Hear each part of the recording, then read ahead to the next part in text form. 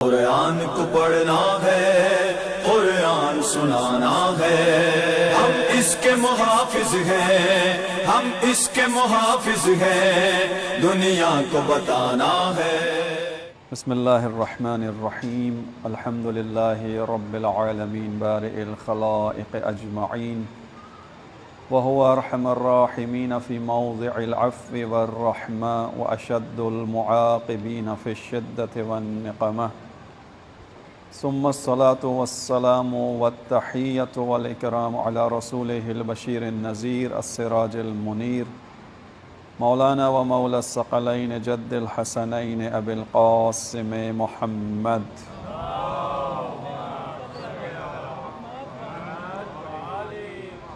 وعلى اہل بیتہ الطیبین الطاہرین المعصومین المظلومین الذین اذهب اللہ عنہم الرجس وطہرہم تطہیرا۔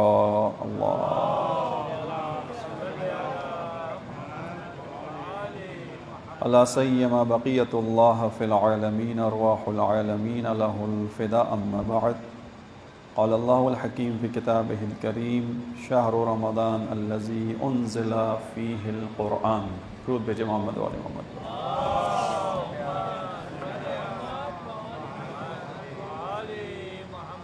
عزیزان محترم، سورہ مبارکہ یاسین کی آیات کے ساتھ آج ہمارا چھٹا روز ہے۔ انشاءاللہ خداوند عالم ہم سب کو قرآن کے ساتھ مانوس اور محشور فرمائے، اور اس ماہ مبارک رمضان میں مخصوصاً قرآن کریم کی تلاوت کی ہم سب کو زیادہ سے زیادہ توفیق عنایت فرمائے، کیونکہ خداوند عالم اس ماہ مبارک رمضان میں ایک آیت کی تلاوت کے بدلے ایک ختم قرآن کا اجر اور ثواب عطا فرماتا ہے۔ یعنی اگر کوئی ایک آیت کی تلاوت کرتا ہے تو گویا اس نے 6666 آیات جو قرآن بیان کی جاتی ہیں، یعنی ایک قرآن ختم کر لیتا ہے۔ اور یقیناً یہ ثواب اسی لیے ہے کہ انسان خداوند عالم کی طرف مزید توجہ کرے، متوجہ ہو اور اس کی جانب آگے بڑھے۔ سورہ یاسین کے انتخاب کی وجہ یہ تھی کہ سورہ یاسین کو روایات میں قلب قرآن کہا گیا، اور قلب قرآن یعنی قلب ہوتا ہے مرکز، محور انسانی حیات کا، اور قلب قرآن کی جو وجوہات ہیں وہ یہی بیان کی گئیں کہ اس کے اندر جو بنیادی گفتگو ہے جو انسان کی ہدایت کے لیے ہے وہ اس سورہ کے اندر موجود ہے، اور بنیادی جو گفتگو ہے جس کو ہم اصول دین کہتے ہیں، یعنی توحید، عدل، نبوت، امامت، قیامت۔ اتنا فقط سمجھ لیجئے کہ اصول دین اہل سنت کے یہاں بھی تین ہیں، توحید، نبوت اور قیامت۔ ہمارے یہاں انہی اصول دین کے اندر دو کا خصوصیت کے ساتھ ذکر ہوتا ہے۔ توحید وہاں پر بھی ہے، ہمارے یہاں بھی ہے، لیکن چونکہ توحید کے اندر کچھ مطالب اور بحثیں ایسی ہیں کہ جس کے اندر عدل پر اشکال آتا ہے، خداوند عالم کی ہمارے اہل سنت بھائیوں کے اندر گفتگو ہوتی ہے اس کے اندر، اس لیے ہمارے علماء نے اصول دین کے اندر توحید کو لازمی جز قرار دیا۔ وَإِمَّا خدا کی صفات تو بہت ساری ہیں، یعنی خدا عادل ہونے کے علاوہ قہار بھی ہے، جبار بھی ہے، عالم بھی ہے، رازق بھی ہے، تمام خصوصیات ہیں، لیکن عدل کو اسی وجہ سے بیان کیا گیا ہے کہ کچھ اختلافات ہیں کہ جن کی بنیاد پر اگر ان اختلافات کو جاری رکھا جائے تو جیسے اشاعرہ کی بحث ہے، معتزلہ کی بحث ہے، ایک چھوٹی سی گفتگو ہے، اس کے اندر یہی ہے کہ خدا جو چاہے کرے، مثلا عدل کی کوئی خاص تعریف نہیں ہے، خدا جو چاہے کرے، ایک زندگی بھر عبادت گزارنے والے شخص کو جہنم میں ڈال دے اور زندگی بھر فساد و فحشہ پر عمل کرنے والے کو جنت میں لے جائے، یہ خدا کا فیصلہ ہے۔ ظاہر ہے ہم اس چیز کو ایکسیپٹ نہیں کرتے، اسی لیے عدل کی بہرحال ہمارے یہاں اضافی بحث کی جاتی ہے۔ اسی طرح نبوت کے بعد قیامت ہے، ہمارے یہاں چونکہ نبوت کے بعد سلسلہ ہدایت کا رکتا نہیں، نبوت کے بعد امامت ہے، اور امامت کے بعد قیامت ہے، متصل ہے قیامت سے امامت، لہٰذا اس لیے ہمارے یہاں علماء نے تو اصول دین کے اندر ان بحثوں کو خصوصیت کے ساتھ ذکر کیا ہے، لیکن بہرحال بنیادی اصول ایک ہی ہیں، توحید، نبوت اور قیامت۔ اب جو اب تک ہم نے پڑھا آج تک کی بحث کے اندر، اس میں نبوت سے بات آغاز ہوئی تھی، اور اس کے بعد خداوند عالم نے اپنی الوہیت، ربوبیت کا تذکرہ کیا، یعنی سورہ یاسین کے اندر نبوت، توحید اور اس کے بعد معاد کا تذکرہ تھا، اسی لیے اس کو قلب قرآن کہتے ہیں۔ آج جو آیات جہاں سے ہم شروع کریں گے وہ معاد کی آیات ہیں، قیامت کے متعلق ہیں۔ یعنی 3 بحثیں ہیں، توحید، نبوت اور معاد، اور آج سے جو بحث ہوگی، جو آیات ہوں گی، وہ معاد کی ہیں۔ نبوت کا شروع میں خدا نے بیان کر دیا کہ انبیاء کیوں آتے ہیں، ہدایت کے لیے آتے ہیں، کوئی اجر نہیں مانگتے، خدا کی جانب سے رہنمائی کرتے ہیں۔ اس کے بعد خدا نے آیات کے ذریعے سے اپنی الوہیت، اپنی ربوبیت، اپنی رحمانیت کا تذکرہ کیا، اور اب جو آیت نمبر 48 سے جو شروع ہو رہی ہے، ان آیات کے اندر ہم قیامت کے بارے میں جاننے کی کوشش کریں گے۔ پہلی آیت 48 ہے۔ سب سے پہلے اس بات کو جاننے کے لیے معاد کی جو بحث ہے، جو قیامت کی بحث ہے، یہ انسان کی تربیت میں اہم کردار ادا کرتی ہے۔ ہمارے یہاں معاد کی جو بحث کی جاتی ہے، یہ انسانی تربیت میں بہت اہم ہے۔ معاد کی بحث جو ہے وہ انسان کو صبر اور حوصلہ عطا کرتی ہے۔ اگر انسان کا اعتقاد اس بات پر پختہ اور راسخ ہو کہ اس کا کوئی عمل بھی ضائع نہیں جاتا، جب اس کا کوئی عمل بھی ضائع نہیں جاتا تو یہ انسان کو معتدل رکھنے کے لیے کافی ہے۔ وہ مشہور واقعہ کہ ایک اعرابی رسول اللہ کی خدمت میں آیا۔ اعرابی یعنی جس کو ہم کہتے ہیں بادیہ نشین، صحرا میں رہنے والے افراد، اور آنے کے بعد اس نے اللہ کے رسول سے کہا کہ اللہ کے رسول، جو کچھ قرآن آپ پر نازل ہوا مجھے وہ سکھائیے۔ رسول اللہ نے اپنے ایک صحابی کے حوالے کیا کہ جاؤ اس کو قرآن سکھاؤ جا کر۔ صحابی اس کو لے گئے کونے میں، وہاں بیٹھ کے اس کو قرآن سکھانے لگے۔ قرآن سکھانے میں انہوں نے سورہ کا انتخاب کیا، اور اس کے بعد اس آیت تک پہنچے کہ وَمَن يَعْمَلْ مِثْقَالَ ذَرَّةٍ خَيْرًا يَرَهُ، جس کسی نے بھی ذرہ برابر اچھائی کی ہوگی وہ اس کو دیکھے گا۔ وَمَن يَعْمَلْ مِثْقَالَ ذَرَّةٍ شَرًّا يَرَهُ، اور جس نے ذرہ برابر بھی برائی کی ہوگی وہ اس کو دیکھے گا۔ اب یہاں پہ یراہو کا لفظ ہے، دیکھے گا، پائے گا۔ ہماری آج کی بحث میں تھوڑا سا گفتگو مجسم، اعمال مجسم کی ہوگی، اس میں یہ بات آئے گی، تجسم اعمال کی بحث۔ لہذا اس نے سنا کہ جس نے ذرہ برابر نیکی کی اس کو دیکھے گا، جس نے ذرہ برابر برائی کی اس کو دیکھے گا۔ اس نے صحابی رسول کو روکا، اور روکنے کے بعد کہا کہ یہ جو تم نے مجھے سکھایا ہے یہ قرآن ہے جو محمد پہ نازل ہوا ہے؟ کہا یہ قرآن ہے جو محمد پہ نازل ہوا ہے۔ کہا کہ بس اب مجھے مزید کچھ نہیں سیکھنا۔ چلا گیا، اور اس کے بعد یہ صحابی رسول واپس رسول اللہ کی خدمت میں آئے، اور آنے کے بعد اللہ کے رسول سے کہا کہ اللہ کے رسول بہت ہی کم ہمت انسان تھا، آیا تھا قرآن سیکھنے، تعلیمات حاصل کرنے، اور چند آیات سیکھنے کے بعد ہی اس نے کہا کہ بس اب مجھے مزید کچھ نہیں سیکھنا۔ رسول اللہ نے کہا تم نے اس سے کیا سکھایا؟ کیا میں نے اس کو یہ والی آیت سکھائی؟ اور جب میں پہنچا اس آیات پہ کہ جس نے ذرہ برابر نیکی کی ہوگی اس کو دیکھے گا، جس نے ذرہ برابر برائی کی ہوگی اس کو دیکھے گا، اس نے کہا میرے لیے اب کافی ہے، مجھے مزید نہیں سیکھنا۔ رسول اللہ مسکرا کر کہا کہ وہ کم ہمت نہیں تھا، وہ عقل مند انسان تھا۔ وہ اس ایک آیت کو سیکھ کر فقط رجع فقیحاً، وہ اس ایک آیت کو سیکھ کر فقیح بن کے لوٹ گئے۔ تم کہہ رہے ہو کہ کم ہمت تھا، نہیں، فقیح سے کیا مراد ہے؟ جو دین کی ان ڈیپتھ نالج کو حاصل کر لے، جو گہرائی میں جا کے دین کو سمجھ لے، جو خدا بند عالم کے احکام کو سمجھے، خدا کی مرضی کو سمجھے، وہ فقیح ہوتا ہے۔ یعنی ہمارے یہاں آج کے دور میں تقریباً 25 علوم کو 25 سال تک انسان حاصل کرے، ان کی ایکسپرٹیز کو حاصل کرے، اس کی اسپیشلائزیشن کو کرے تو فقیہ کہلاتا ہے۔ رسول اللہ نے کہا کہ وہ فقیہ بن کے لوٹا ہے۔ اس کی اس ایک آیت نے اس کے دل کو کھول دیا، واضح کر دیا۔ اس نے سیکھ لیا کہ اگر خدا بند عالم وہ ہے کہ جو ذرہ برابر اچھائی اور برائی کو جانے نہیں دے رہا، محفوظ رکھ رہا ہے، اور ایک دن اگر پلٹا دے گا تو بس کافی ہو گیا سیکھنے کے لیے۔ اب برائی کرتے وقت مجھے خیال آئے گا کہ یہ برائی میں آج کر رہا ہوں، یہ برائی کل مجھے پلٹائی جائے گی۔ اچھائی کرتے وقت مجھے خیال آئے گا کہ اچھائی کر رہا ہوں، کوئی میری تعریف نہیں کر رہا، مجھے ڈس اپوائنٹمنٹ کی ضرورت نہیں ہے، کیونکہ میں لوگوں کی خاطر نہیں کر رہا، جس کی خاطر کر رہا ہوں وہ دیکھ بھی رہا ہے، لکھ بھی رہا ہے، محفوظ بھی کر رہا ہے، اور کل پلٹا بھی دے گا۔ لہذا معاد کی بحث کہا گیا ہمارے یہاں کہ معاد کی بحث انسان کو سب سے پہلے صبر و حوصلہ عطا کرتی ہے، معتدل بناتی ہے، انسان کو مایوسی سے نکالتی ہے۔ معاد کی بحث انسان کو اپنے عمل کا ذمہ دار قرار دیتی ہے۔ لا تزر وازرۃ وزر اخری، کوئی بوجھ اٹھانے والا کسی دوسرے کا بوجھ نہیں اٹھائے گا۔ قیامت میں ہر شخص اپنا بوجھ لیے خود آئے گا۔ یہ قیامت سے متعلق چیزیں ہیں۔ لہذا معاد کی بحث انسان کو اپنے اعمال پر ذمہ دار بناتی ہے۔ معاد کی بحث ہے کہ انسان کو مایوسی سے بچاتی ہے۔ معاد کی بحث، قیامت کی بحث ہے کہ انسان کو سرکشی سے بھی بچاتی ہے۔ اگر معاد کی بحث کو تھوڑی دیر کے لیے سوچا جائے کہ معاد نہ ہو، قیامت نہ ہو، تو پھر کیا ضمانت ہے کہ کوئی کسی کے حق کو نہ کھائے گا؟ کیا ضمانت ہے کہ کوئی کسی کا رائٹ ضائع نہیں کر دے گا؟ چونکہ معاد ہی نہیں ہے، کوئی جزا و سزا ہی نہیں ہے، کوئی پکڑ ہی نہیں ہے، تو پھر دنیا کا اصول کیا بن جائے گا کہ جو جتنا اسمارٹ ہے، جو جتنا کسی کو دھوکہ دے سکتا ہے، جو جتنا کسی کی چیزوں پر قبضہ کر سکتا ہے وہ قبضہ کرے گا، پھر کسی کا حق بھی محفوظ نہیں رہے گا۔ لہذا رسول اللہ نے کہا کہ وہ اس ایک آیت کے ذریعے سے فقیہ بن کر لوٹا۔ اب خداوند عالم نے سورہ یاسین کی آیات میں کہ جو 48 سے شروع ہو رہی ہیں معاد کا تذکرہ کیا، اور اب بیان ہو رہا ہے کہ یہ لوگ کہتے ہیں، کون لوگ کہہ رہے ہیں؟ وہی جن پر عذاب آ گیا، وہی کہ جن کو خدا نے ایک چنگھاڑ کے ذریعے سے ختم کر دیا، وہی جو بہت اچھل کود کر رہے تھے، کہہ رہے تھے ہم تمہیں مار دیں گے، ہم یہ کر دیں گے، وہ خود ایک صحیحہ سے، ایک چنگھاڑ سے بجھ گئے، خاموش ہو گئے۔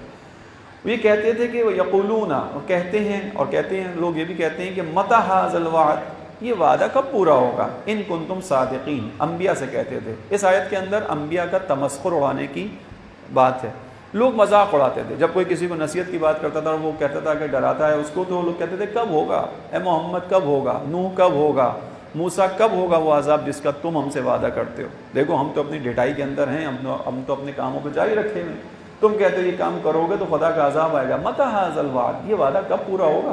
یعنی توہین کرتے تھے، مذاق اڑاتے تھے۔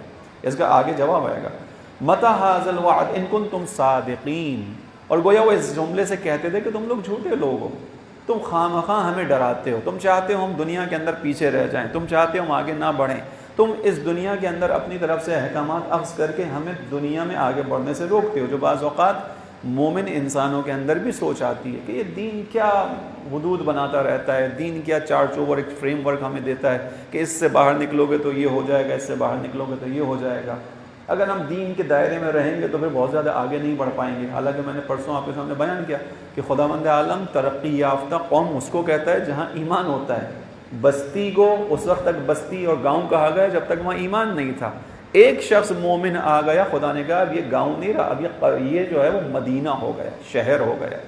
لہذا لوگ کہتے تھے کہ کب ہوگا یہ وعدہ پورا جس کا تم انبیاء ہم سے وعدہ کرتے ہو؟ اگر تم سچے ہو تو ہمیں معلوم ہے تم سچے ہی نہیں ہو، تم ایسے ہی ہم کو روکنے کے لیے باتیں کرتے ہو۔ خدا جواب دے رہا ہے انبیاء کی جگہ، ما ينظرون الا صیحۃ واحدہ، یہ لوگ انتظار نہیں کر رہے سوائے ایک چنگھاڑ کے، یعنی یہاں پہ بھی چنگھاڑ کا لفظ ہے، سوائے ایک آواز کے، ایک صحیحہ کے، یہ انتظار نہیں کر رہے۔ تأخذہم، وہ انہیں پکڑ لے گی، کس عالم میں؟ وہم یخصمون، کہ جب یہ ایک دوسرے سے سرگرم میں بحث ہوں گے، بات چیت کر رہے ہوں گے، بازار میں ایک دوسرے سے داد و ستد کر رہے ہوں گے۔ علامہ طباطبائی نے بیان کیا یہ اصل میں ہے وہم یختصمون، یہ جو یخصمون ہے آگے طباطبائی کہتے ہیں یختصمون یعنی آپس میں معاملات کر رہے ہوں گے، لین دین کر رہے ہوں گے، اس لین دین کے معاملات میں ایک دوسرے سے بحث کر رہے ہوں گے۔ اسی وقت خداوند عالم کی جانب سے ایک آواز آئے گی اور یہ پکڑ لیے جائیں گے، یعنی ختم، معاملہ ختم ہو جائے گا، ان کو مہلت نہیں ملے گی۔ اور یہ سب کافروں کے لیے نہیں، سب کے لیے قیامت ایسے آئے گی۔ کتنی مہلت نہیں ملے گی؟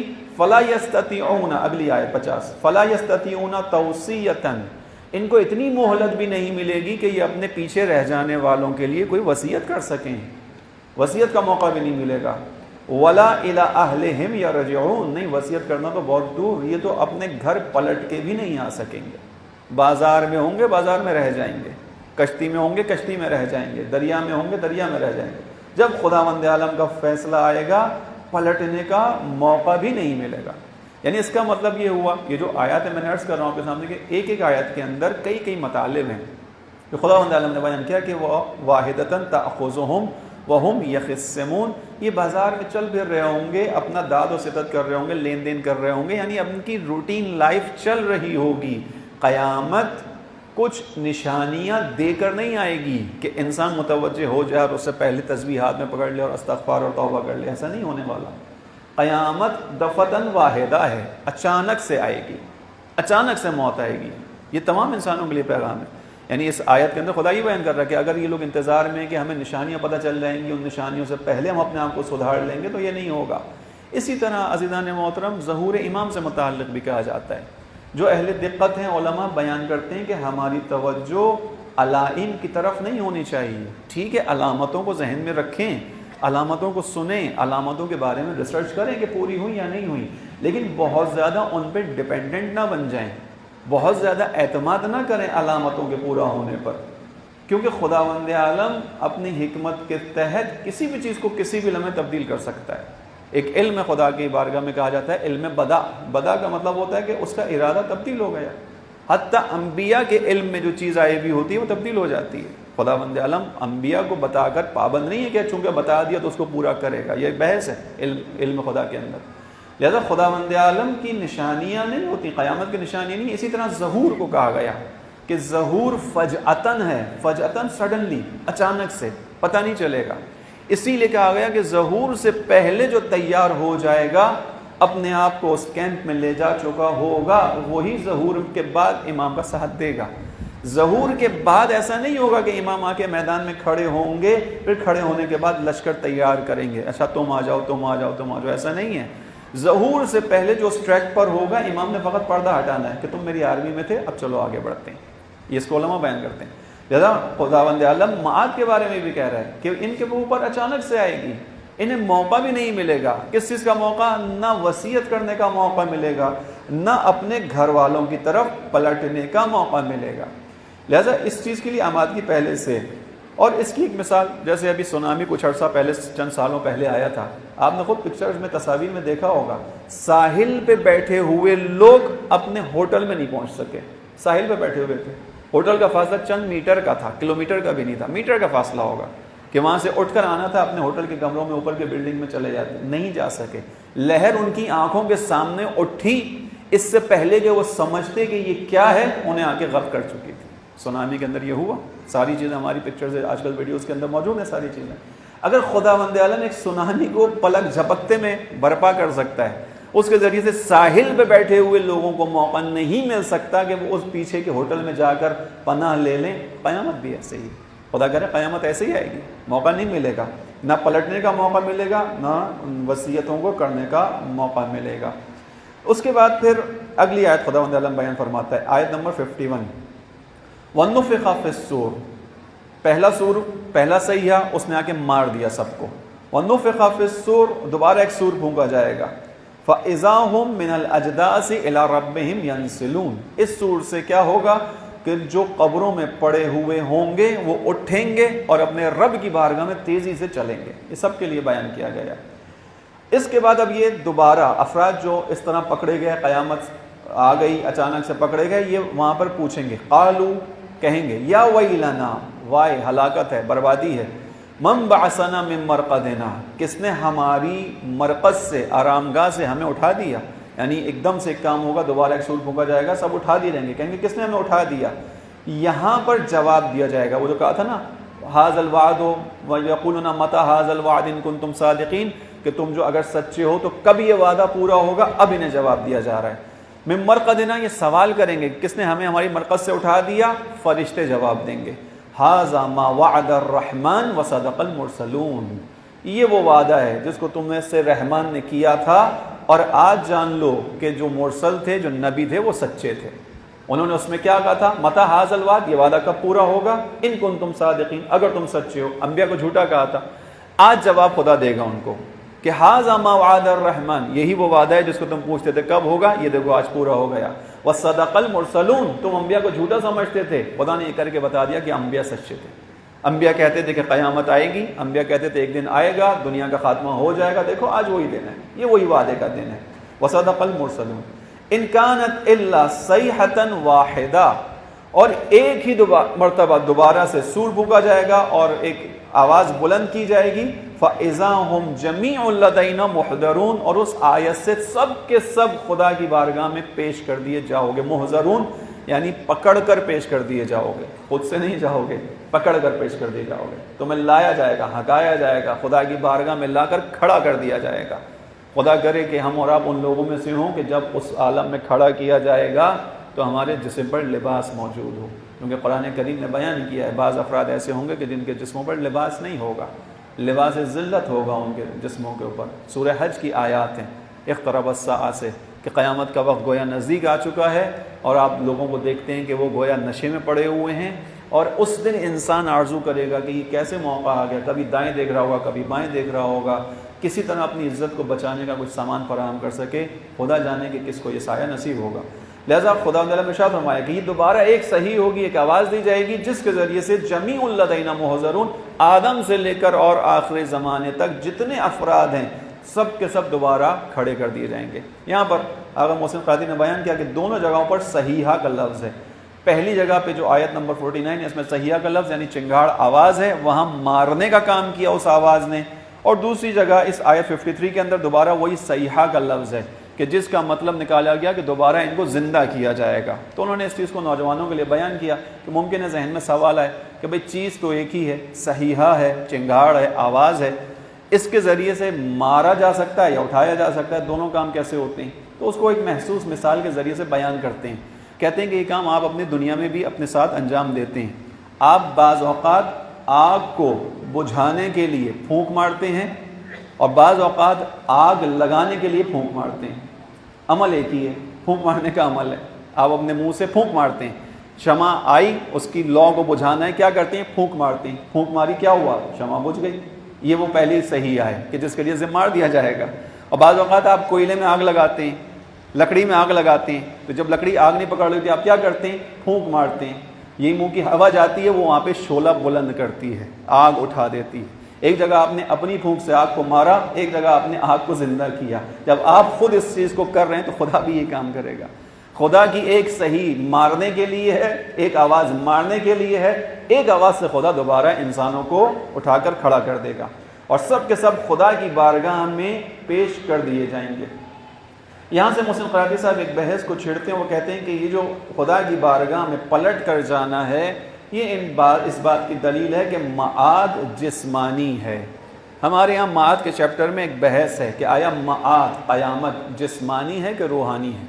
اس کے بارے میں متکلمین کے درمیان گروہ بنے ہوئے ہیں، مخصوصاً فلاسفہ اور متکلمین کے درمیان بحثیں ہیں کہ بعض کہتے ہیں کہ معاد فقط روحانی ہے، جسمانی نہیں ہے، جسم نہیں اٹھایا جائے گا، چونکہ جسم ایک دفعہ جب ختم ہو گیا، گل سڑ گیا، مٹی ہو گیا، پاؤڈر کی صورت میں دوبارہ زمین میں بکھر گیا، اس کے بعد اگر دوبارہ اٹھایا جائے تو پھر یہ وہ جسم نہیں ہے جو پہلے تھا۔ اب اس کو تھوڑا سا دقیق بحث ہے، تھوڑا سا سمجھنے کی کوشش کیجیے گا۔ یعنی اگر فرض کیجیے میرا یہ جسم ہے، میں نے اگر گناہ کیا ہے تو اس جسم کے ساتھ کیا ہے، میرا یہ جسم گناہ میں شامل ہے۔ میں جب مر جاؤں گا، مجھے قبر میں ڈال دیا جائے گا، میرا یہ جسم آہستہ آہستہ ختم ہو جائے گا، ہڈیاں ختم ہو جائیں گی، پاؤڈر بن جائے گا، مٹی میں مل جائے گا۔ اب جب مجھے اٹھایا جائے گا تو وہ جسم میرا دوسرا جسم ہوگا۔ قیامت میں خدا اس جسم کو گناہوں کی سزا دے گا۔ تو یہاں بعض متکلمین نے اشکال کیا ہے کہ جو خداوند عالم قیامت کے دن اس جسم کو سزا دے گا تو جو لذت اٹھانے والا جسم تھا وہ الگ تھا، سزا پانے والا جسم الگ ہے۔ اس اعتبار سے بعض نے کہا کہ نہیں، یہ معاد جسمانی نہیں ہے، یہ معاد کون سی معاد ہے؟ یہ معاد روحانی ہے، کہ انسان کی روح اصل گناہ کرتی ہے، اصل جو لذت اٹھاتی ہے، اصل جو فائدہ اٹھاتی ہے وہ جسم نہیں ہوتا، وہ روح ہوتی ہے۔ لذت روح سے متعلق ہے، جسم سے نہیں ہے۔ اور اس کو بعض دفعہ کہا جاتا ہے کہ انسان کی اگر روح جو ہے وہ غمزدہ ہو تو سامنے لذت کی چیزیں موجود بھی ہوں تو جسم اپنی صلاحیتوں کے باوجود اس سے لذت حاصل نہیں کر پاتا۔ مثال کے طور پر کسی کے گھر میں خدا نخواستہ کوئی غم کی کیفیت آ جائے، کسی کے گھر میں کسی کا انتقال ہو جائے، اب انتقال ہو گیا، جسم سالم ہے، کھانا لذت کی ایک چیز ہے، انسان کھانے سے لذت حاصل کرتا ہے، لیکن جس کے گھر انتقال ہو گیا کسی کا، وہ جسم سالم ہونے کے باوجود اس کھانے سے لذت حاصل نہیں کر پا رہا۔ کیوں؟ کیونکہ اس کی روح غمزدہ ہے۔ اس سے نقطہ یہ نکالا کہ اس کا مطلب ہے کہ جو علم اور خوشی کا تعلق ہے، لذت کا تعلق ہے، وہ روح کے ساتھ ہے، جس کو انسان کا نفس کہا جاتا ہے۔ لہذا قیامت میں بعض علماء نے بحث کی کہ ایک چیز ہے وہ جسمانی ہے معاد یا روحانی ہے۔ اگر قراتی ان آیات کو دلیل بنا کر کہتے ہیں اور اس جیسی اور دیگر آیات کہ خداوند عالم نے اسی کو اٹھانے کی بات کی ہے کہ سب کے سب خدا کی بارگاہ میں پیش کر دیے جاؤ گے، لہذا کہتے ہیں کہ معاد جسمانی ہے، اور بدن یہی بدن ہے ہمارے جو قبروں سے نکلیں گے، جس کو خداوند عالم نے ارشاد فرمایا وَنُفِخَ فِي الصُّورِ، اور جس دن سور پھونکا جائے گا فَإِذَا هُم مِّنَ الْأَجْدَاثِ إِلَىٰ رَبِّهِمْ يَنْسِلُونَ، چونکہ ایک ایک حرف وضاحت کے ساتھ بیان کیا گیا، اس دن تم اپنی قبروں سے، یعنی لوگوں کو ان کی قبروں سے نکالا جائے گا اور وہ اپنے رب کی طرف سفر کریں گے، دوڑیں گے، آگے بڑھیں گے۔ اس کے بعد اگلی آیت ہے آیت نمبر 54، فَالْيَوْمَ، اب جب جسم نکل گئے، پہنچ گئے، کل جمیع محضرون، سارے کے سارے خدا کی بارگاہ میں لا کے کھڑے کر دیے گئے، اب کیا ہوگا؟ یہ قرآن میں خداوند عالم معاد کا منظرنامہ پیش کر رہا ہے، جو کچھ ہونے والا ہے وہ بتا رہا ہے۔ فَالْيَوْمِ آج کے دن، کون سے دن؟ قیامت کے دن، لَا تُظْلَمُ نَفْسٌ شَيْئًا کسی نفس پر ذرہ برابر بھی ظلم نہیں ہوگا، کوئی زیادتی نہیں ہوگی کسی کے ساتھ۔ خدا کی بارگاہ میں جاؤ گے، جو کچھ ہوگا وہ ظلم نہیں ہے۔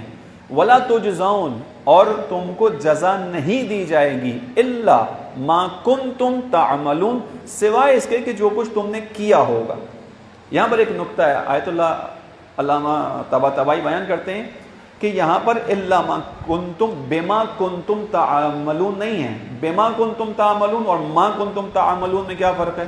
مَا كُنْتُمْ تَعْمَلُونَ جو کچھ تم نے کیا وہی تمہاری جزا ہے، بِمَا كُنْتُمْ تَعْمَلُونَ جو کچھ تم نے کیا اس کے مطابق یہ جزا ہے۔ جملے کا یہ فرق ہے، دوبارہ ریپیٹ کروں گا، مَا كُنْتُمْ تَعْمَلُونَ جو تم نے کیا وہ جزا ہے، جو تم نے کیا وہی جزا ہے۔ وَلَا تُجْزَوْنَ تمہیں جزا نہیں دی جائے گی، إِلَّا مَا كُنْتُمْ تَعْمَلُونَ جو تم نے کیا ہوگا، یعنی تمہارا عمل تمہارے سامنے آئے گا، تمہارا عمل تمہارے سامنے رکھ دیا جائے گا۔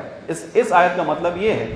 اور ایک آیت جو وہ بیان کرتے ہیں کہ بِمَا كُنْتُمْ تَعْمَلُونَ اس کا ترجمہ کیا بنے گا؟ جو کچھ تم کرتے تھے اس کے مطابق سزا ہوگی۔ اس کا مطلب ہے عمل کچھ اور ہوگا، جزا اور سزا کچھ اور ہوگی۔ اس آیت میں خدا نے کہا جو تمہارا عمل ہے وہی جزا ہے۔ اس سے ہی ایک بحث نکلتی ہے تجسم اعمال کی، کہ ہمارا جو بھی عمل ہے اس کا مطلب ہے کہ عمل ضائع نہیں ہو رہا، عمل کسی جگہ محفوظ ہو رہا ہے، اور خدا ہمارے عمل کو ہمارے سامنے رکھے گا۔ وہی آیت جس کو شروع میں بیان کیا، مَن يَعْمَلْ مِثْقَالَ ذَرَّةٍ خَيْرًا يَرَاهُ جس نے ذرہ برابر اچھائی کی ہوگی، یراہو، یرا دیکھنے سے متعلق ہے، دیکھے گا انسان، دیکھے گا کیسے؟ جب سامنے موجود ہوگا تو دیکھے گا۔ یا ایک اور آیت ہے قرآن کی، وَوَجَدُوا مَا عَمِلُوا حَاضِرًا یہ پائیں گے، کس چیز کو پائیں گے؟ مَا عَمِلُوا جو کرتے تھے، حاضرہ ان کے سامنے رکھا ہوا ہوگا۔ جو بنایا ہے تمہارا اپنا بنایا ہوا ہے، پھیکا بنا ہے تمہارے ہاتھ کا بنا ہوا ہے، میٹھا بنا ہے تمہارے ہاتھ کا بنا ہوا ہے، نمک تیز ہو گیا تمہارا بنایا ہوا ہے، مرچ تیز ہو گئی تمہاری بنائی ہوئی، جو تم نے بنایا ہے وہ سامنے۔ وَوَجَدُوا مَا عَمِلُوا حَاضِرًا جو تم نے کیا، وَوَجَدُوا پائیں گے، مَا عَمِلُوا جو کریں گے، حاضرہ حاضر سامنے ہوگا۔ قرآن کی آیت میں خداوند عالم نے کہا کہ تمہیں جزا نہیں ملے گی، آج کسی نفس پر کوئی ظلم نہیں ہوگا، ظلم کی جگہ نہیں ہے۔ ظلم کیوں نہیں ہوگا؟ اس لیے کہ جو کچھ تم نے کیا ہے وہی تو ہے۔ ظلم کہاں ہوتا ہے؟ ظلم وہاں ہوتا ہے کہ جہاں انسان نے کچھ کیا ہو اور اسے محسوس ہو کہ میں نے کیا تو اچھا تھا، صلہ کم ملا۔ جیسے کمپنیز میں ہو سکتا ہے بہت سے لوگ سوچتے ہوں، معمولاً جو لوگ کام کرتے ہیں، جابس کرتے ہیں، وہی سوچتے ہیں کہ ہماری پروگریس تو بہت اچھی ہے، انکریمنٹ اس حساب سے نہیں ملا، اپریزل اس حساب سے نہیں بنی ہماری جیسے ہماری ایفرٹس تھیں۔ ایسا ہی ہوتا ہے نا، انسان سوچتا ہے محنت زیادہ ہے، اپریزل ایسا نہیں بنا، انکریمنٹ ایسا نہیں ملا۔ خدا کہہ رہے ہیں کہ نہیں، ایسا نہیں ہوگا، آج کوئی ظلم نہیں ہوگا، ظلم کا کوئی شائبہ نہیں، کیونکہ جو تم نے کیا ہے وہ سامنے ہوگا۔ یہ تجسم اعمال کی بحث ہے کہ ہمارا ہر عمل خدا کی بارگاہ میں محفوظ ہو رہا ہے، جیسا عمل ہے وہی سامنے آ جائے گا، اور ہم جو کچھ بھی کرتے ہیں عزیزوں خدا کی بارگاہ میں محفوظ بھی ہے، ہمارے عمل سے چیزیں بنتی ہیں۔ رسول اللہ کی وہ روایات کہ جس میں بیان کیا گیا کہ اگر کوئی مثال کے طور پہ تسبیحات اربع پڑھتا ہے، سبحان اللہ کہتا ہے، والحمدللہ کہتا ہے، ولا الہ الا اللہ واللہ اکبر، رسول اللہ نے ایک روایت میں بیان کیا کہ یہ جو تمہاری تسبیحات اربع پڑھنا ہے یہ تمہارے محل کی، جنت کے محل کی دیوار کو تعمیر کرنا ہے۔ جب کوئی پڑھتا ہے سبحان اللہ ہی، خداوند عالم مثال کے طور پہ سونے کی ایک اینٹ کو اس کے محل میں جوڑ دیتا ہے، والحمدللہ ہی ایک چاندی کی اینٹ کو اس کے محل میں جوڑ دیتا ہے، ولا الہ الا اللہ یہ ایک اینٹ ہے جو اس کے محل میں جوڑتی ہے، واللہ اکبر یہ ذکر اور اس کے فوائد بیان کیے گئے ہیں۔ اسی طرح انسان جو کر رہا ہے وہ محفوظ ہے، جو کچھ قیامت میں ہوگا انسان کے سامنے وہی آئے گا جو کیا ہوگا۔ اس کا ایک واقعہ ہے، شیراز میں ایک عالم دین رہتے تھے، ایک مرتبہ انہوں نے خواب دیکھا، خواب دیکھتے ہیں، متقی انسان تھے، پرہیزگار تھے، خواب دیکھا کہ ایک جنت ہے اور جنت کے اندر ایک بہت وسیع و عریض باغ ہے، اور اس باغ کے اندر ایک انتہائی خوبصورت محل بنا ہوا ہے۔ یہ اس محل کی خوبصورتی کو دیکھ کر اس محل کی طرف بڑھتے ہیں، آگے جاتے ہیں، دیکھتے ہیں کہ محل انتہائی خوبصورت ہے، تزئین ہوا ہوا، آرائش ہوا ہوا، یاقوت، زمرد اور اس طرح کی بڑی بڑی قیمتی پتھروں سے اس محل کو بنایا گیا۔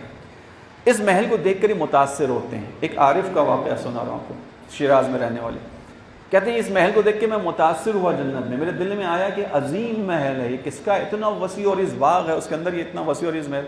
کہتے ہیں میں پوچھتا ہوں تو وہاں جو افراد ہوتے ہیں، یا داروغہ کہہ لیجیے آپ، یا نگہبان کہہ لیجیے، وہ مجھے کہتے ہیں کہ تمہارا پڑوسی ہے، اس کا محل ہے، اس کی جگہ ہے۔ کہتے ہیں عالم خواب میں مجھے تعجب ہوتا ہے کہ میرا پڑوسی تو ایک تاجر ہے، تجارت کرنے والا ہے، دیندار تاجر ہے، بہرحال اس کی پوری زندگی تجارت میں گزرتی ہے، لیکن تعجب ہوتا ہے کہ اتنا وسیع اور عریض محل، اتنی وسیع جگہ ہے اس کی، کتنا بڑا مقام ہے اس کا۔ کہتے ہیں میں اسی خواب کے اندر محل سے واپس گھوم کے آ رہا ہوتا ہوں، چند قدم کے فاصلے پر پہنچتا ہوں، میں دیکھتا ہوں کہ اس محل کے اوپر ایک دم سے آسمان سے ایک بجلی گری اور اس محل کو بھی جلا دیا اور اس پوری زمین کو بھی جلا کے خاک کر دیا۔ کہتے ہیں اتنا وحشتناک خواب ہوتا ہے کہ میں بیدار ہو جاتا ہوں، نیند سے اٹھ کر بیٹھ جاتا ہوں، نیند سے میری آنکھ کھل جاتی ہے۔ اب جب آنکھ کھلتی ہے میں حیران ہوتا ہوں کہ کیسا خواب تھا، پہلے اتنا عظیم محل، اتنی عظیم جگہ، اور اس کے بعد اس کا جل جانا، ایسے خوفناک منظر۔ کہتے ہیں میں پریشان ہوا، لیکن بہرحال فجر سے کچھ وقت پہلے میں نے خواب دیکھا، انتظار کرتا رہا، نمازیں پڑھی، نماز کا وقت ہوا، نماز فجر کے بعد جب تھوڑا سا سورج طلوع ہوا، مجھ سے برداشت نہیں ہوا، میں اپنے پڑوسی کے گھر گیا، میں نے دروازہ کھٹکھٹایا۔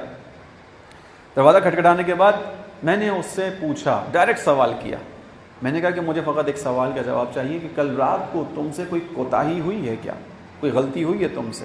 وہ ان کو جانتا تھا، برابر میں رہتے ہیں، کہ عارف ہے، متقی انسان ہے، پرہیزگار انسان ہے۔ کہنے لگا کیوں، کیا ہوا؟ کہا نہیں پہلے یہ بتاؤ کہ ہوا کیا، تم سے کچھ ہوا ہے؟ تو وہ کہتا ہے کہ ہاں کل ایک غلطی ہوئی ہے۔ کیا ہوئی؟ کہنے لگا رات کو ماں کے ساتھ ایک جھگڑا ہو رہا تھا، یعنی ایک طرف زوجہ تھی، ایک طرف ماں تھی، ایک طرف میں تھا، اس کے درمیان گفتگو ہو رہی تھی، باتیں ہوتے ہوتے شدت پہ چلی گئیں، اور نتیجہ یہ ہوا میں غصے میں آیا، طیش میں آیا۔ اس طیش میں آنے کے بعد جب میری ماں نے مجھ سے کچھ کہنا چاہا، میں نے اپنی ماں کو ہاتھ سے پیچھے کی طرف دھکیلا، میری ماں زمین پہ گر گئی۔ یہ ماں زمین پہ ادھر گری، ادھر آسمان سے بجلی اس کے محل پہ گری۔ یہ تجسم اعمال ہے، یہ حقیقت ہے، ہم سب انسانوں کے ساتھ ایسے ہی۔ اس عالم نے پھر اس کو واقعہ سنایا کہ دیکھو میں نے خواب میں تمہارے لیے یہ دیکھا تھا، اس طرح کی منزل دیکھی تھی۔ لہذا عزیزان محترم، جو کچھ بھی ہم کر رہے ہیں وہ ہمارا عمل مجسم ہو رہا ہے، ہمارا ہی عمل۔ بقول اقبال کے کہتے ہیں کہ علامہ اقبال سے مشہور ہے یہ جملہ کہ میں نے خواب میں دیکھا، اب ذرا حکایات کے ذیل میں بیان کیا جاتا ہے کہ میں نے عالم خواب میں دیکھا کہ ایک میدان ہے، میں نے پوچھا بھئی یہ کون سا میدان ہے؟ کہا یہ میدان حشر ہے اور جنت اور جہنم ہے یہاں پہ۔ تو کہنے لگے میں نے دیکھا وہ تو سپاٹ میدان تھا، نہ وہ آگ تھی، نہ جنت تھا، نہ باغ تھا۔ تو میں نے پوچھا یہ کیسا میدان ہے حشر ہے، یہاں نہ جنت ہے نہ جہنم؟ تو مجھے جواب دینے والے نے جواب دیا کہ یہاں جنت اور جہنم پہلے سے نہیں ہوتی، جو آتا ہے اپنے ساتھ لے کر آتا ہے، جو آتا ہے اپنے ساتھ لے کر آتا ہے۔ جنت بھی جو آ رہا ہے وہ ساتھ لے کر آ رہا ہے، جہنم بھی جو آ رہا ہے ساتھ لے کر آ رہا ہے۔ البتہ یہ خواب ہے علامہ اقبال کا، حکایت میں بیان کیا گیا ہے، جنت اور جہنم موجود ہے، ہمارا اس پر اعتقاد ہے اور یقین رکھنا فرض ہے، چونکہ قرآن کریم میں بیان کیا گیا ہے۔ لیکن ہاں اس جنت اور جہنم کا فیصلہ علامہ اقبال کے خواب کے مطابق انسان خود کرتا ہے، میں نے فیصلہ کرنا ہے، جس کو علامہ اقبال نے ایک شعر میں بھی بیان کیا تھا، مجھے شعر ایگزیکٹلی نہیں یاد آ رہا، ورنہ اپنی فطرت میں نہ یہ خاکی نہ نوری ہے نہ ناری ہے، ایسے کر کے کوئی شعر ہے۔ بہرحال ہمارا جو عمل ہے وہ مجسم ہو رہا ہے، محفوظ ہو رہا ہے، جتنے درجات ہیں، یعنی اب اس کو روایات کا سہارا لے کر اگر بیان کیا جائے، اگر جنت میں نہریں بن رہی ہیں تو وہ عمل کا نتیجہ ہے، اگر جہنم کے اندر بچھو بن رہا ہے تو وہ ہمارے عمل کا نتیجہ ہے۔ اور اس بات کو بھی ہم جانتے ہیں کہ ہم سب کے اعمال کے حساب سے ہماری حقیقی شکل ہوتی ہے، حقیقی شکل اعمال کے حساب سے۔ یہ میری جو شکل ہے یہ وہ شکل ہے جو خدا نے عزت محفوظ رکھنے کے لیے ایسی بنائی ہوئی ہے۔ خدا حقیقی شکلوں کو آشکار سب کے سامنے نہیں کرتا سوائے اپنے اولیاء کے۔ اولیاء خدا وہ ہوتے ہیں کہ جو حقیقی شکلوں کو دیکھ لیا کرتے ہیں۔ ائمہ علیہ السلام حقیقی شکلوں کو دیکھ لیا کرتے ہیں، لیکن ان کا حوصلہ ہے کہ حقیقی شکلوں کو دیکھنے کے باوجود لوگوں کے ساتھ بیٹھ جایا کرتے ہیں۔ امام سجاد علیہ السلام کا وہ مشہور واقعہ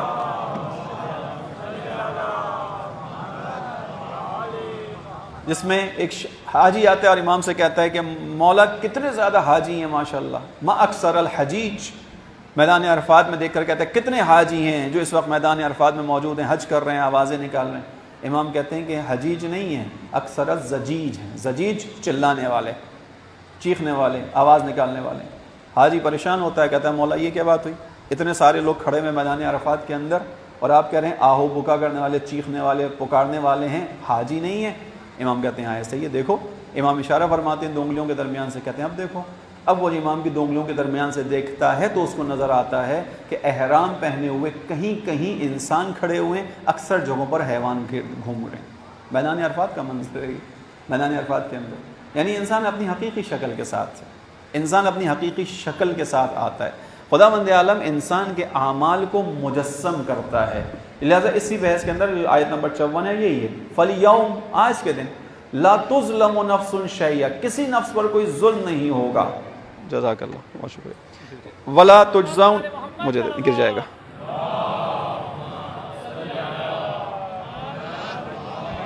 ولا تجزون، اور تمہیں کوئی جزا نہیں دی جائے گی، الا ما کنتم تعملون، سوائے اس کے کہ جو تم نے خود کیا ہوگا وہی تمہارے سامنے آئے گا۔ یہ ہم سب کے لیے پیغام ہے کہ خداوند عالم اضافی، ہاں ایک ذہن میں رہے نکتہ، علامہ طباطبائی نے بھی اس کو بیان کیا ہے کہ جو کچھ ہم کریں گے کیا خدا وہی دے گا؟ آئے گا انسان حقدار اسی کا ہوگا کہ جو اس نے کیا ہوگا، لیکن جب معاملہ خیر کی صلاح کا آئے گا، نیکی کا، جزا کا آئے گا، وہاں خدا اس میں اضافہ کر کے دے گا، نیکی کا صلہ خدا اضافہ کر کے دے گا، اپنی طرف سے اضافی کر دے گا، حقدار انسان اس کا ہوگا جو اس نے کیا ہوگا۔ اب یہاں پر وہ بہت ساری باتیں ہمیشہ بیان کی جاتی ہیں جس کو علماء ائمہ نے بیان کیا، دعائے کیا کہتے ہیں، امام علی علیہ السلام کی دعا بھی ہے، امام سجاد کی بھی دعا ہے، جس میں امام نے ارشاد فرمایا کہ الہی عاملنی بفضلک ولا تعاملنی بعدلک، خدایا میرے ساتھ اپنے فضل سے پیش آنا، عدل سے پیش مت آنا۔ اور اس کو ظاہراً بیان کیا گیا، آغا محسن قراتی بیان کرتے ہیں کہ خدا انسانوں کے ساتھ مہربانی اور محبت کا رابطہ رکھتا ہے، چھوٹی سی چیز پر بڑے بڑے انعامات عطا کرتا ہے، عدل سے معاملہ اگر پیش کرے خداوند عالم تو یعنی اگر کسی نے 60 سال خدا کی اطاعت میں زندگی گزاری ہو تو 60 سال عبادت کے بدلے میں 60 سال کی جنت ملنی چاہیے۔ 60 سال بعد انسان کو خدا کہے باہر نکلو، تمہارا جو ہے وہ پورا ہو گیا ٹائم، تم نے 60 سال جنت میں زندگی گزار لی، 60 سال عبادت 60 سال جنت۔ خدا یہ نہیں کر رہا، 60 سال جس نے زندگی گزار کے خدا کی اطاعت کی ہے، خدا کیا کر رہا ہے؟ جنت میں لے آ کر کیا فرماتا ہے؟ ہم فیہا خالدون، ہمیشہ کے لیے اس میں رہو۔ یہ جو ہم فیہا خالدون ہے یہ فضل الہی ہے، حق نہیں ہے انسان کا، یہ فضل الہی ہے، ہمیشہ کی نعمتوں میں ڈال دینا یہ فضل الہی۔ لہذا خداوند عالم نے بیان کیا تجسم اعمال کی وجہ سے جو کرو گے اس کو پاؤ گے۔ پھر اب وہاں پہ خصوصیات کیا ہوں گی؟ ان اصحاب الجنت اليوم فی شغل فاکہون، اور جنت کے اندر جو جنت کے لوگ ہوں گے وہ وہاں پر خوشی کے اندر مسرور ہوں گے۔ فاکہون یعنی ایسی گفتگو جس کے اندر کوئی غم نہیں ہوگا، جنت میں کوئی غم آلود زندگی نہیں ہوگی، کوئی غم کی بات نہیں ہوگی، سرور ہی سرور ہوگا، خوشی ہی خوشی ہوگی۔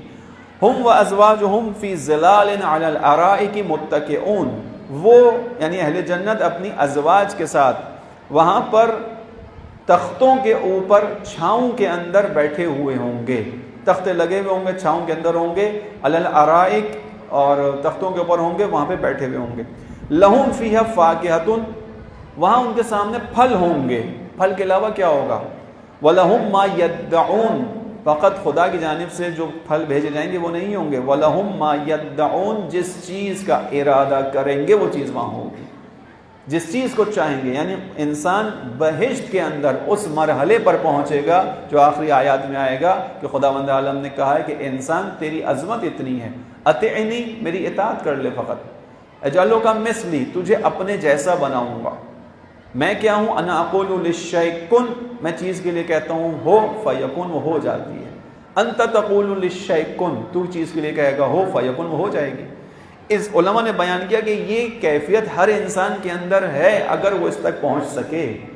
انسان کامل ان چیزوں کا مصداق ہے، ہر انسان کے اندر یہ صلاحیت ہے، اور مومن کی یہ صلاحیت اگر اس دنیا میں آشکار نہ ہو سکے تو جنت میں یہ صلاحیت آشکار ہوگی۔ لہم ما یدعون، جس چیز کا مومن بہشتی ارادہ کرے گا وہ چیز وہاں پہ حاضر ہوگی، جو چیز ارادہ کرے گا وہ بن جائے گی، اس کے ارادے پر چیزیں چلیں گی۔ خدا کہہ رہا ہے کہ تیری صلاحیت اتنی اس دنیا میں بھی ہو سکتا ہے۔ اس دنیا میں جو انسان کامل ہیں انہوں نے یہ کام کر کے دکھایا۔ ڈوبا ہوا سورج جب ڈوب جاتا ہے تو نظام الہی کے تحت اگلے دن صبح کو طلوع ہوتا ہے، لیکن جو انسان کامل ہوتا ہے چونکہ کن فیکون کی منزل پر فائز ہے، وہ ڈوبے ہوئے سورج کو بھی اشارہ کر کے واپس نکال سکتا ہے، کیوں؟ کیونکہ انسان کامل ہے، کمال کی منزل پر ہے، کائنات کی مہار اس کے ہاتھ میں، اس پر تعجب نہیں ہونا چاہیے۔ قرآن کی آیت ہے وَسَخَّرَ لَكُم مَّا فِي السَّمَاوَاتِ وَمَا فِي الْأَرْضِ، جو کچھ کائنات کے اندر ہے خدا نے تمہارے سامنے سرنڈر کر دیا ہے، تمہارے سامنے مسخر کر دیا ہے۔ جب ہم سواری پر بیٹھتے ہیں کہتے ہیں سبحان الذی سخر لنا ھذا، پاک ہے وہ ذات کہ جس نے اس سواری کو میرے اختیار میں دیا، سخرہ یعنی میرے سامنے دی، میرے اختیار میں دے دیا، اس کا اسٹیئرنگ میرے پاس ہے، اس کا ماسٹر میں ہوں، جیسے چاہوں لے کے جاؤں، رائٹ جاؤں، لیفٹ جاؤں، اسٹریٹ جاؤں، یہ میں فیصلہ کرتا ہوں۔ خدا کہہ رہا ہے کہ تم فقط اس سواری مثلا گھوڑے، خچر، اونٹ، آج کے دور میں موٹر بائک اور کار کے لیے نہیں خلق ہوئے ہو، تمہیں کائنات کے اوپر خدا نے سوار کیا ہے۔ سخر لکم ما فی السماوات و ما فی الارض، تمہارے سامنے آسمان اور زمین مسخر ہے۔ اس کمال تک پہنچنے کے لیے انسانیت کا کمال چاہیے جو ائمہ علیہ السلام۔ ڈوبا ہوا سورج امام علی اگر نکالتے ہیں اس لیے کہ انسان کامل ہیں، انسان کامل کا اتم میں جو ہے وہ مصداق ہیں، لہذا وہاں پر خداوند عالم ارشاد فرماتا ہے کہ یہ مومن جو چاہے گا وہ اس کو میسر آئے گا۔ اب مومنوں کا تذکرہ کرنے کے بعد خدا بیان کرتا ہے وَامْتَازُوا الْيَوْمَ أَيُّهَا الْمُجْرِمُونَ، اے گناہ گاروں آج کے دن تم دور ہو جاؤ، آج کے دن تم ہٹ جاؤ۔ وَامْتَازُوا الْيَوْمَ أَيُّهَا الْمُجْرِمُونَ کہا جائے گا مجرموں آج الگ ہو جاؤ۔ یہاں پہ دو معنی کیے گئے، الگ ہو جاؤ، کن سے الگ ہو جاؤ؟ نیک لوگوں سے الگ ہو جاؤ، اچھے لوگوں سے الگ ہو جاؤ۔ اور اس کے پیچھے آغا محسن قراتی جو آیت لے کر آتے ہیں وہ ہے سورہ سجدہ کی آیت نمبر 18 کہ جس میں خدا نے ارشاد فرمایا افمن کان مؤمنا کمن کان فاسقا لا یستوون، کیا ایک مومن اور ایک فاسق برابر ہو سکتے ہیں؟ دونوں برابر نہیں ہو سکتے۔ یہاں پر ایک بحث ہے کہ جو مومن اور فاسق برابر نہیں ہو سکتے، کہاں ہے ایسا؟ دنیا کی زندگی میں تو بظاہر ایسا ہی ہے، خداوند عالم کی آکسیجن سے استفادہ مومن بھی کر رہا ہے، کافر بھی کر رہا ہے۔ یہی کپڑا جو بازار میں سلا ہوا ملتا ہے اس کو مومن بھی پہنتا ہے، فاسق بھی پہنتا ہے۔ یہی کھانا مومن بھی کھاتا ہے، فاسق بھی کھاتا ہے۔ علاج مومن کا بھی ہوتا ہے، فاسق کا بھی ہوتا ہے۔ پانی مومن بھی استعمال کرتا ہے، فاسق بھی استعمال کرتا ہے۔ دنیا کی جتنی نعمتیں آپ دیکھ لیں وہ مومن فاسق برابر استعمال کر رہے ہیں۔ قرآن میں خدا کہہ رہا ہے افمن کان مؤمنا کمن کان فاسقا لا یستوون، کیا مومن اور فاسق برابر ہو سکتے ہیں؟ نہیں، برابر نہیں ہیں، دونوں ایک جیسے نہیں ہیں، الگ الگ ہیں۔ تو الگ الگ ہونے کا موقع کب آئے گا؟ سورہ یاسین بتا رہی ہے وَامْتَازُوا الْيَوْمَ، آج کے دن خدا مومن اور فاسق کو الگ کر دے گا، آج کے دن الگ الگ ہو جائیں گے سب، مومن فاسق سے الگ ہو جائے گا۔ ایک معنی خود آیت اللہ طباطبائی نے بیان کیا کہ وَامْتَازُوا الْيَوْمَ أَيُّهَا الْمُجْرِمُونَ، بلکہ آیت اللہ محسن قراتی نے بیان کیا کہ اس سے ایک مراد یہ بھی ہو سکتی ہے کہ آج اے مجرموں گناہ گاروں تم آپس میں بھی جدا ہو جاؤ گے، کہ جس طرح انسان کو قید میں ڈالا جاتا ہے تو قید کی دو تین کیفیتیں ہوتی ہیں۔ ایک ہوتی ہے جہاں پہ پوری کوٹری ہوتی ہے، بیرک ہوتا ہے، اس بیرک کے اندر کئی مجرمین ہوتے ہیں، لیکن ایک ہوتا ہے کہ جو انڈیویجول سیل ہوتا ہے اس کے اندر لا کر مجرموں کو، بڑے مجرموں کو رکھا جاتا ہے، اکیلے رہتے ہیں جہاں پر کوئی ساتھ نہیں ہوتا۔ ظاہراً خدا بیان کر رہا ہے کہ وَامْتَازُوا أَيُّهَا الْمُجْرِمُونَ، اے مجرموں آج تم الگ الگ ہو جاؤ، یعنی تم دنیا میں اکٹھے رہ کے نافرمانی کرتے تھے، تم دنیا میں اکٹھے رہ کے رسولوں کا، علماء کا، ائمہ کا، انبیاء کا مذاق اڑاتے تھے، تم دنیا میں اکٹھے گروپ بنا کر حق کی بات کی توہین کیا کرتے تھے، تم سمجھتے تھے کہ تم بہت بڑا گروہ ہو، تم سمجھتے تھے بہت اسمارٹ لوگ ہو، تم سمجھتے تھے کہ دنیا تمہارے مطابق چلتی رہے گی۔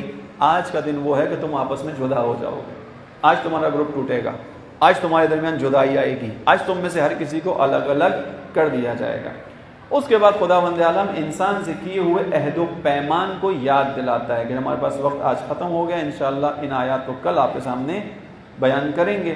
بس یہ وہ آیات ہیں عزیزوں کہ جو خداوند عالم نے بیان کی قیامت سے متعلق۔ قیامت حق ہے، معاد حق ہے جس کو آنا ہے، اور اسی حق کو ہمیں ائمہ علیہ السلام سے سمجھ لینا چاہیے، یعنی وہ ائمہ علیہ السلام جو ہماری اور آپ کی شفاعت کے لیے ہیں، جن کا عمل خداوند عالم ہماری شفاعت کا ذریعہ قرار دے رہا ہے، وہ ائمہ علیہ السلام قیامت کا تذکرہ سن کے کانپا کرتے تھے۔ ائمہ علیہ السلام کا عمل مبالغہ نہیں ہوتا، اماموں کا عمل دکھاوا نہیں ہوتا، دکھاوا ریاکاری ہے، اور ریاکاری شرک ہے۔ شرک کے درجات بیان کیے گئے ہیں، شرک کا ایک درجہ ریاکاری ہے۔ کہا جاتا ہے کہ ریاکار انسان مشرک ہوتا ہے کہ جو دوسروں کی خاطر کام کرتا ہے۔ جو کہا جاتا ہے کہ ائمہ نے یہ دعا ہمیں سکھانے کے لیے پڑھی، یہ غلط ہے۔ ہم نے سیکھ لیا اور سیکھا، یہ ہماری سعادت ہے۔ اگر امام سجاد آ کر دعا کرتے ہیں، امام علی علیہ السلام دعا کر رہے ہیں، تو اس دعا میں وہ خداوند عالم سے خدا کی عظمت کو مد نظر رکھتے ہوئے بات کر رہے ہیں۔ اب اگر کوئی کہے کہ امام علی نے کہا ظلم تو نفسی، میں نے نفس پر ظلم کیا، ہاں یہ ضروری تھوڑی ہے کہ ظلم تو نفسی امام علی کا ویسے ہی ہو جیسے میرا ہو، کہ میں جب ظلم تو نفسی کہوں تو میرے ذہن میں بہت ساری چیزیں گھوم جائیں کہ میں نے جوانی میں کیا کیا، میں نے فلاں موقع پہ کیا کیا، میں نے امتحان میں کیا کیا، میں نے دوسرے کے حق کے ساتھ کیا کیا، یہ میرا ذہن ہے۔ اس کو کس نے کہا کہ میں اپنے ظلم تو نفسی کو امام علی کے اوپر تطبیق دینے کی کوشش کروں؟ امام علی کا ظلم تو نفسی ان کے مطابق ہے۔ کیوں؟ اس لیے کہ جتنی جس کی معرفت ہوتی ہے اتنا ہی اس کا خشوع بڑھتا ہے. قرآن کی آیت ہے انما یخشى اللہ من عباده العلماء. خداوند عالم سے خشیت اور خوف تو وہ رکھتا ہے جو عالم ہوتا ہے. جس کے پاس علم ہوتا ہے وہ خشیت رکھتا ہے، وہ خوف رکھتا ہے. جس کو خدا کا خوف نہیں ہے اس کا مطلب ہے اس کے پاس علم نہیں ہے، جاہل ہے. اب اسی آیت کو تھوڑا سا اور آگے بڑھا لیں کہ جتنا جتنا علم کا درجہ بڑھتا چلا جائے گا اتنا اتنا خوف بڑھتا چلا جائے گا. چونکہ اماموں کا علم اپنی پیک پر ہے، اسی لیے میں اور آپ نماز کے اندر کھجاتے بھی ہیں، ہاتھ بھی ہلاتے ہیں، جھک بھی جاتے ہیں، بہت کچھ کر لیتے ہیں. موبائل آج کل تو موبائل آتا ہے، موبائل اٹھاتے ہیں، اس کو دیکھ بھی لیتے ہیں کس کا کال آ رہی ہے، پھر سائلنٹ کر کے اس کو واپس جیب میں بھی رکھ لیتے ہیں. ہماری نماز جاری رہتی ہے. لیکن جس کا علم زیادہ ہوتا ہے وہ کیا کرتا ہے، اس کے کندھے سے آبا سرکتی ہے. لوگ پیچھے سے کھڑے ہونے والے دیکھتے ہیں کہ سید سجاد کے کندھے سے آبا سرک گئی، انتظار میں کہ شاید صحیح کر لیں گے. نماز گزر جاتی ہے، امام اس آبا کو صحیح نہیں کرتے. جب نماز ختم ہو جاتی ہے لوگ پوچھتے ہیں آپ نے اپنے کندھے کی آبا کو صحیح کیوں نہیں کیا؟ کہتے ہیں وائے ہو تم پر، جانتے نہیں کس کی بارگاہ میں کھڑا ہوا تھا. اس کی بارگاہ میں یہ کوتاہی کروں، اس سے گفتگو کر رہا ہوں، اس سے بات کر رہا ہوں، اس کے سامنے یہ کروں. یہ جس کا علم زیادہ ہے.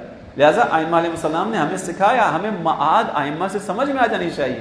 امام علی علیہ السلام جو شفاعت کرنے والے ہیں، امام علی علیہ السلام، ائمہ علیہ السلام جو نجات دلوانے والے ہیں، یہ کتنا تڑپتے ہیں، ان کی اس تڑپنے سے سمجھ میں آنا چاہیے.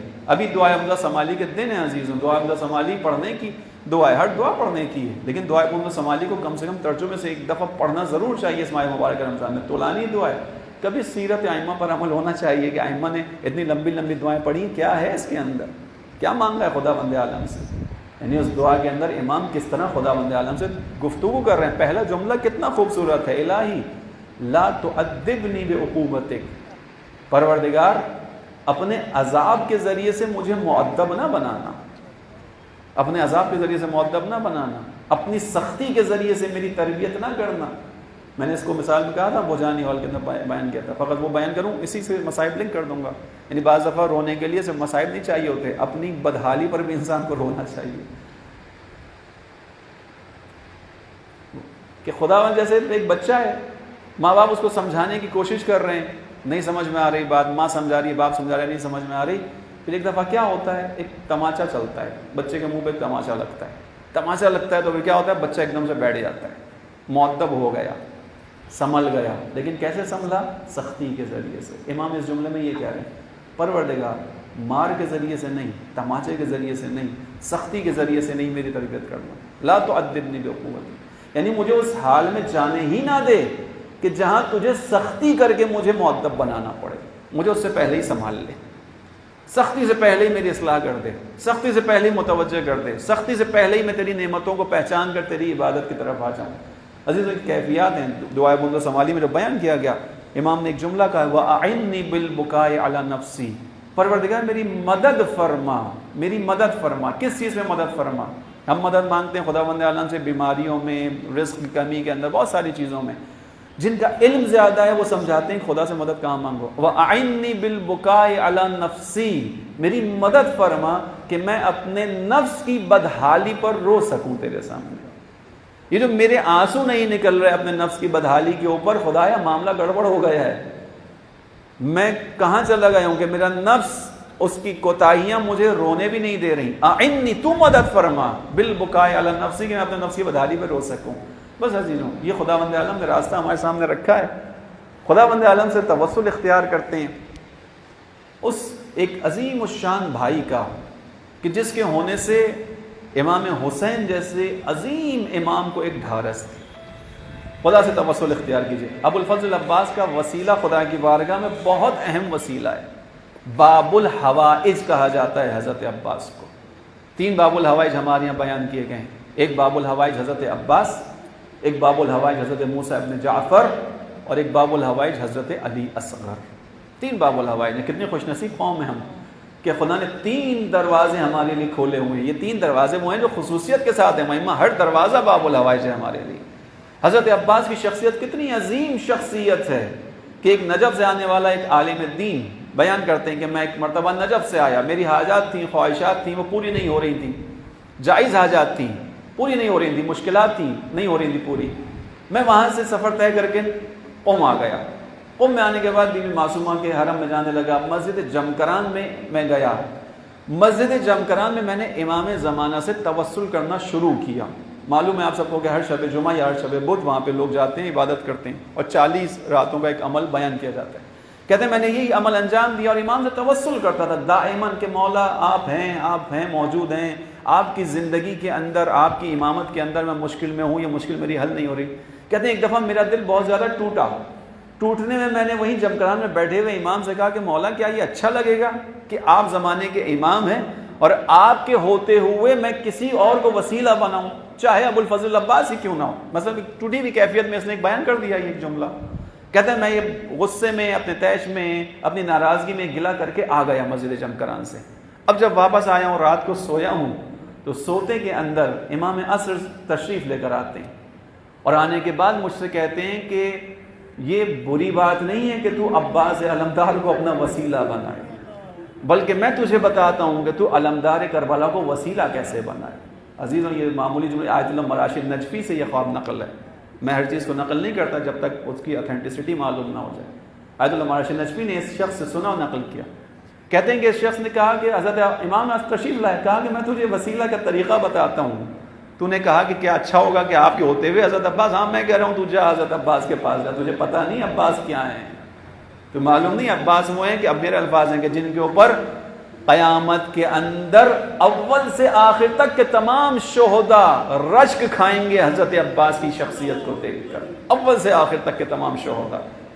علمدار کربلا کوئی معمولی ہستی ہے. امام کہتے ہیں میں بتاتا ہوں, جب تجھے عباس کا واسطہ دینا ہو خدا سے کیا کہا کر یا ابو الغوث بحق ابو الفضل العباس, اے فریادوں کے سننے والے تجھے عباس کا واسطہ میری حاجت کو پورا کرنا.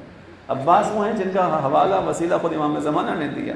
بس عزیزوں, ایک ایسی شخصیت کہ جس سے ڈھارس امام حسین کو تھی, لیکن ایک وقت ایسا آتا ہے کہ یہ حضرت عباس جب جنگ کے لیے جانا چاہتے ہیں, آ کر کہتے ہیں بھائی اجازت ہے جانے کی, مولا اجازت ہے جانے کی. امام حسین کہتے ہیں انت صاحب اللواء, عباس پرچم کے علم بردار ہو, تم فوج کے سردار ہو. حسرت سے ایک نگاہ حضرت عباس دائیں بائیں ڈالتے ہیں, کہتے ہیں مولا وہ لشکر کہاں ہے جس کا میں سردار تھا؟ نہ اکبر ہے, نہ قاسم ہے, نہ اون محمد ہے, کوئی بھی تو نہیں بچا. کس قدر گرائیں میرے اوپر کہ میں بچ گئے ہوں, باقی سب چلے گئے. مولا جاتے ہیں اور وہ وقت بھی آتا ہے کہ جب آواز آتی ہے میدان سے السلام علیکہ یا مولا ہے. کس قدر شدید مرحلہ تھا یہ امام حسین کے اوپر عزیزوں, اتنا شدید مرحلہ تھا کہ امام حسین علیہ السلام جیسا مضبوط امام اپنی کمر کو تھام کے کہتا ہے الان انکسرت ظہری, عباس اب میری کمر ٹوٹ گئی ہے, اب مجھ میں کھڑے ہونے کی طاقت نہیں بچی ہے, عباس میرے ہاتھ سے چلا گیا ہے. ایک عجیب جملہ مولا کہتے ہیں عباس تمہاری وجہ سے جو آنکھیں سکون سے سویا کرتی تھیں اب ان آنکھوں کو سکون میسر نہ آئے گا. یعنی گویا خبر دے رہے ہوں کہ عباس تمہارے جانے کے بعد اب زینب مضطر رہے گی, تمہارے جانے کے بعد اب سکینہ پریشان رہے گی, اب ان بیویوں کو کوئی ڈھارس ملنے والی. سَيَعْلَمُ الَّذِينَ ظَلَمُوا أَيَّ مُنقَلِبٍ يَنقَلِبُونَ. بارہلا اس توسل کو اپنی بارگاہ میں قبول فرما. پالنے والے جو پریشان حال ہیں سب کی پریشانیوں کو دور فرما. پالنے والے جو مقروض ہیں ان کے قرضوں کو ادا فرما. جو بے اولاد ہیں ان کو اولاد مرحمت فرما. دنیا میں جہاں کہیں مسلمان مشکلات کا شکار ہیں, یمن, بحرین, لبنان, نائجیریا, پاکستان, افغانستان, کشمیر, تمام جگہ کے مومنوں اور مسلمانوں کی مدد فرما. خدایت الرحمت کا واسطہ تمام مراجع اعظام کو صحت سلامتی طول عمر عنایت فرما. اپنے آخری حجت کے ظہور میں تعجیل فرما.